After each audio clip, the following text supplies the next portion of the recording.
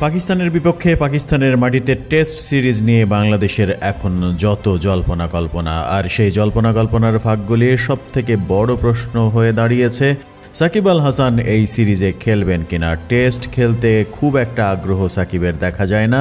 কানাডায় গ্লোবাল টি-20 খেলছেন, সেই ব্যস্ততা সেরে পাকিস্তানের বিপক্ষে টেস্ট সিরিজে তিনি অ্যাভেলেবল হবেন কিনা সেরকম আলোচনার প্রেক্ষিতে জালাল ইউনুস, বাংলাদেশের ক্রিকেট পরিচালনা কমিটির সভাপতি জালাল ইউনুস, তিনি বলেছেন অবশেষে সাকিবের ব্যাপারে শুভ বার্তার কথা।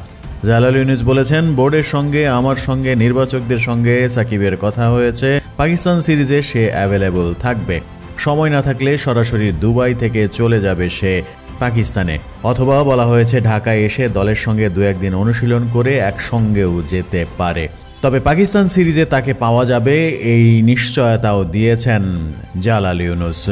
ভালো খবর হচ্ছে, টেস্টে সাকিবকে পাওয়া দলের জন্য বেশ স্বস্তিকর খবরই বটে। এদিকে সদ্য সমাপ্ত টি-20 বিশ্বকাপে বাংলাদেশ দলের স্পিন বোলিং কোচের দায়িত্ব পালন করা মুস্তাক আহমেদকেও নাকি পাকিস্তান সিরিজে পাওয়া যাবে, এমনটা জানিয়েছেন জালাল ইউনুস। এর আগে মুস্তাক আহমেদ দলের দায়িত্বে থাকছেন না, ছেড়ে দিচ্ছেন, এমন খবর গণমাধ্যমে প্রকাশ হয়েছিল। বিশ্বকাপের পর তাকে দীর্ঘমেয়াদী চুক্তির প্রস্তাবও দিয়েছিল বিসিবি, কিন্তু ইংল্যান্ড অনূর্ধ্ব-19 দলের সঙ্গে যুক্ত হওয়ায় সেই প্রস্তাবে রাজি হননি মুস্তাক। জালাল ইউনুস জানিয়েছেন, পাকিস্তান সিরিজে মুস্তাক আহমেদকে পাওয়া যাবে, তবে এবছর বাংলাদেশের বাকি সিরিজগুলোতে তাকে আর পাওয়া যাবে না, যেহেতু সামনে ওর নিজের কিছু প্রোগ্রাম আছে, সেজন্য বাকি সিরিজগুলোতে তিনি থাকতে পারছেন না। ডিসেম্বর পর্যন্ত সে ব্যস্ত, তবে আমরা জানুয়ারি থেকে চেষ্টা করব তার সঙ্গে দীর্ঘমেয়াদী চুক্তি করার জন্য। দীর্ঘমেয়াদী চুক্তি তার সঙ্গে কিভাবে করবেন, যখন ইংল্যান্ড অনূর্ধ্ব-19 দলের সঙ্গে যুক্ত হয়ে গেছেন, সেটিও একটা ধোঁয়াশার ব্যাপার।